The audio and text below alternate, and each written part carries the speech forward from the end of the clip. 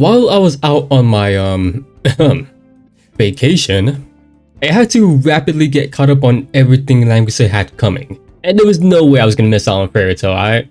But let's move past that. What I'm also really excited about is the 7th anniversary. You already know that the content are going to be insane, and we get to see some exciting stuff like the new character. Humbaba is someone that is definitely worth thinking about whether if you want to summon or not. I do got some good insight on her right now, and is like the only one that I know of in this anniversary. Anything else is just gonna be me taking a blind look at it as always, since I did make a previous video talking about her. She is a magic support DPS who is a part of the Origin, Euless, and Mythical faction that can either be mage or demon. To start with the battle, she spawns a special turn called Butterfly Spirit, where if you move near it, you get Butterfly Breath to get a shield and cannot be targeted. Spirit lasts for 2 turns, the tile, and Breath, the buff, lasts for 3 turns. When using a skill to select the target, the grid where the Spirit terrain is, and any ally with Breath is considered to be in that tile. So that is Patricia's range if you know how she works and all that stuff. This whole butterfly thing is pretty crazy, like it's crazy good. You'll avoid a lot of troubles unless it's, you know, you're taking an AoE attack. It does make it so that you are going to be playing quite slow, I guess depending on how you look at it. But these are some crazy buffs that last for a respectable amount of time. Also, only one ally can have this at a time. Multiple cannot just go to the same one and get that same buff. However, she can spawn these tiles every single round with no cooldown, which is kinda crazy. Her 1C will relieve that randomness effect when she spawns it, because the passive lets her at the end of the turn remove 2 breath on her allies to apply the equal amount of spirit from around like 3 blocks. She can then use the skill to teleport an ally 5 blocks around it and get a shield. Afterwards, she can act again. She can also use it on herself as well, which is literally perfect. Having more control on her tiles makes her a lot more accessible. So she can place these even around those tiles, and that way it can be used as a way to set up an ally or as an offensive measure. So let's picture this, right? Imagine an ally with breath is in the right position near an enemy. What she can do is teleport them forward, then it'll trigger passive to place those tiles around, and that can set up for an attack. Like, let's say user 2C. It does more damage for every ally around the enemy with both butterfly effects. It'll do more damage. Afterwards, you can teleport that enemy around the butterfly tile and reduce their mobility and disable guard. You know, Dragon Slayer, right? You know, LLR Vargas. You know how he's hard to kill? Well, with her, get him out of there. Not bad for, you know, situations like that, to deal with those tanky enemies. She does have an AoE skill which you can then replace it for those. She is an Origin faction buffer. I'll go ahead and show this one, the 2C one, just for those who aren't level 70 yet, because I'm going to quickly switch over to her 3C, which the passive on it does have the faction buff. It boosts damage by an extra 15% and damage taken from counterattacks is reduced by 20%. This AoE has the same concept as Awakeners, where it does more damage and applies more debuff each time it hits the same enemy by her butterfly effects. Afterwards, the cooldown of her skills are reduced by the number of the enemy is hit from it. She is going to be awesome. The fact that she has no cooldown on her tiles sounds crazy since those buffs are insane. But it sort of makes sense since only one ally can have them for each of the tile, and she can take them away for her own benefit. Her gameplay revolves so much around that and her allies. Her allies are who she really relies on a lot. So her and Patricia share a lot of similarities, where they want their teammates alive in order to engage the enemies, and they can even provide support for them. If you learn that, her potential as a DPS is incredibly high. Alright, now we get to look at some new soldiers. That's right, new ones, not SBs. So there's a new mage here. 30% attack. Active attacks has a 100% chance to cause the enemy to gain 10% damage taken before combat. After the battle, apply silence and heal block. Dang, that's seriously crazy than I would have thought. I thought the poison bad mage were like the best, mage soldiers. And now we might have a strong contender. I have a good feeling that we might be swapping both of them around. Second is a new archer. Boosted attack. When attacking in battle, if there's no allies one block, attack is further increased by 50% and troops ignore a shield. If there's targets that doesn't have a shield, then damage is increased. Yeah, this sounds weird, but considering now that we have Humbaba, obviously people are going to be using her in PvP, so they can actually be great for that environment and anyone else who can apply shield. Even in PvE, I'm not sure if like shield is a huge problem. I feel like it's a thing that barely happens. But I guess their damage can be on par with the Deca Gunners. Of course, there will be new SP soldiers. I honestly thought that we might not get them just with this update, but here we are. First is the Giant Guardian. At first, they have boosted healing and stats if at full HP. Now the healing can be converted to a shield, and above 80% now boosts its stats rather than 100%. I'm looking at their like base form and it sounds pretty good. So now it looks like they got a sizable buff, saying that shield is going to be like a very strong gimmick now. Second is the Ocean Priest. In water, they have boosted attack and magic defense with more healing. Now they have a general attack and magic defense boost that's 20%, which is doubled in water. When attacking, if either you or the enemy is in water, then they heal 30% HP before battle. It sounds decent, but when you remember that a lot of aquatic soldiers need to be in water for their abilities to work. So as crazy as it sounds, it actually makes them sound reasonable. Quote unquote, reasonable to use. Third last one is the High Elf. In woods, mountains, attack and defense is increased. It's still the same here, now in defensive terrain. For every block away, they deal more damage, which at that point, I was still with the Deca Gunners. These guys were never good in the beginning, and they're still not good now, even with their buff. Deca Gunners, you're still doing more damage, plus you're not wasting materials. There will be some new equipment, so let's start with the weapon. If moving 3 more blocks, the enemy defense is reduced by 1 turn. Oh my goodness, okay. Very good choice if you don't have like Ragnarok. I feel like they sometimes struggle with their weapon. Armor, if it mixed troops, you will be dispersed, which I'm very certain that is dispelling a debuff after being hit by skill. Crit strike dealt by blocking AoE damage triggers up to 1 time per... Wait, a revive? You're telling me that just by equipping this armor you get a revive? I mean, there's the helmet, but AoEs are very common, so just seeing this is kinda insane. I guess the only downside is that you do need to be in mixed troops, but the benefit that you're getting from this is incredible. The helmet, when attacking before battle, dispel a debuff. I guess could be solid since their options can be hard to come by. When it comes to the accessory, terrain effects last 1 extra turn, reducing the defensive effect if an enemy is on it by 5%, and the terrain for allies increases it. Oh my goodness, this is quite nuts. Definitely like a match made in heaven for Humbaba. Her terrain only lasts for 2 turns, which is quite short. So this is like a must-have, since it affects her range. And definitely for other characters too. But what I'm wondering is like the negatives. Like for Rosalia, I can understand. But what about if it's like Humbaba? Would that like lower, I guess, like the shield from 30% to 25% if like 1 enemy's on it? Not sure. With the exclusive equipment, it's for Virelia, one of my favorite AoE attackers. Carry ignored skill cost limits. After performing spell preparation outside danger zone, all trigger cooldown is reduced. Number 1, very nice. Number 2, no skill limit, huh?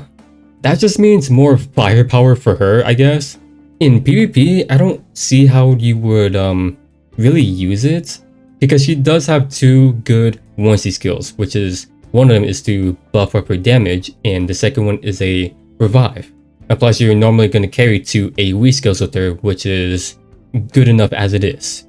So I don't see why you would trade out one of those 2 onesies for like another skill, unless it's for a PvE, which I guess it's a bit understandable. Now let's check out the casting skills. Ooh, Lightbringer, okay. After using Radiance of, yeah, her 3C, the damage of Holy in battle is increased, okay. All effects on Holy can be also obtained by infantry. You're telling me that she can now buff infantry for like her 3C? Like it also applies for them too? Like this whole thing kind of reminds me of like Elwyn with his like 3C now buffing Empire team. But this one is specifically for like class types. And I'm guessing it's infantry specifically since that's also one of her classes. But yeah, this is incredible. The other is Sagani. Enemies gain -1 mobility 2 blocks around the owl, and the cooldown of his skills is reduced by 1 when they die. For some reason, I always thought the owl did that. Unless it's fixed damage I'm thinking about. Sagani is all about like slowing down enemies and shutting them down, so pretty good sizable buff for him if you do still use him. For some of the interesting banners, a wish list that goes up to Cam and this woman, I don't know how to pronounce her name, as well as an equip banner. We got a ton of rerun limited banners here, so I'm just gonna go ahead and rapid fire this. Ice Melda, Bright Summoner, Anya returns, Awakener, Tirana, then LLR Farah. I'll also bring up Lightbringer right up if you're interested in her. As for the content, if you're willing to spend money, there's a character bag that goes up to Leia and Elvis, as well as an equip bag. Really don't like promoting microtransactions, however, I always do make an exception for these two. An event page to get a free rewards like an equip bag, so that's 2, Eternal Forge, Anniversary farmable event. I'm pretty sure a Portal Leap chapter. I couldn't really get a good look on this one, but I'm pretty sure if not, then it might be a time rift. Angelica's Roulette. For some reason, there's 2 of them. The one where you can get a rerun skin, and then the one with the soldier skin, which is also a rerun for some reason. Angelica's Forge. Very exciting to see right there. You can spend a ton of crystals for a new Bozo skin, as well as the other ones where you have to spend a lot of them for the previous anniversary. Farm your dailies for materials and exchange them for rewards, triple Gator Fades, a share and repost for the 7th anniversary for some amazing rewards, and you got an announcement for a new PvP mode called Season Conquest. I'm gonna go ahead and react to this with you guys. Shout out to Sally for posting this. As always, their channel will be linked in the description. So let's go ahead and check this out. And the quality is going to be quite blurry, but that's just how the video is. So let's go ahead and see. So already we can see like 3 factions. So I'm guessing like it's like a tower for those specific characters to climb in. So let's see. Actually, let's go ahead and listen to the audio. I guess it would be a bit more epic. So let's see. Ooh, okay, that's kind of loud. Okay. So it's another tab that you guys saw right there. So it's kind of like we're next to the Odyssey. Hold up. If I can do it right. And if this video could load.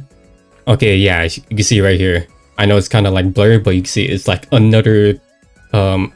And it's like a door. You can see a door here too. So let's see what's going on here.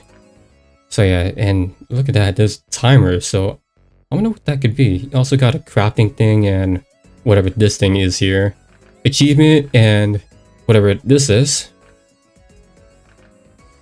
Season 1? So this is gonna be like more? Sorry if I'm pausing a lot. I'm just like very curious about this. So like taking a look at the glory and oh, it's like a dispatch we're going out here? That's how you clear the stage? Oh, there's stages right here going on. Whatever, I don't know what that means. Whoa, hold on. Okay, what is this?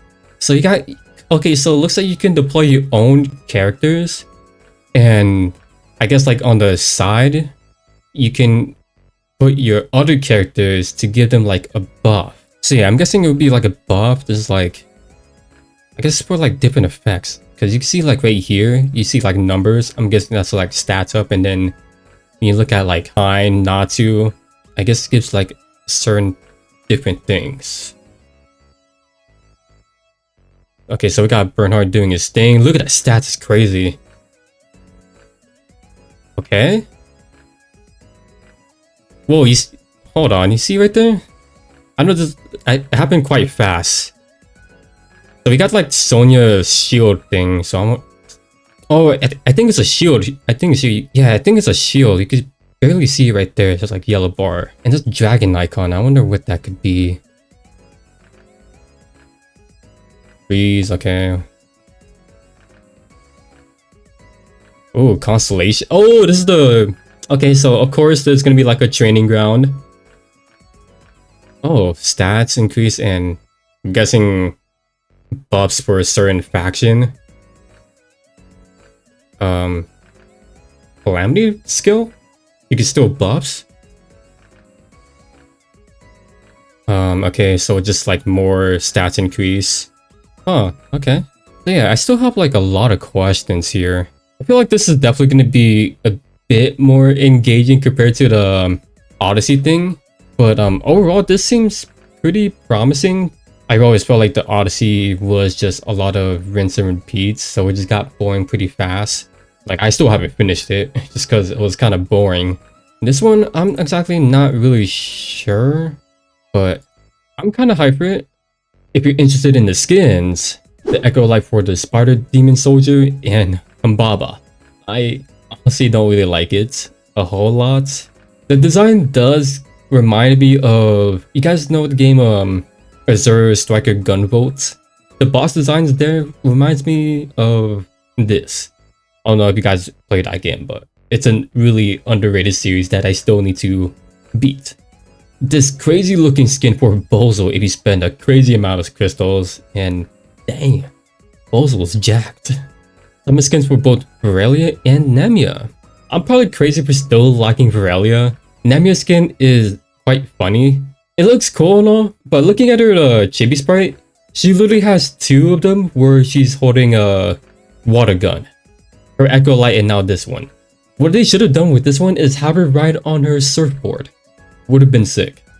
Then from the share event, once the requirement has been reached, a free Leon skin.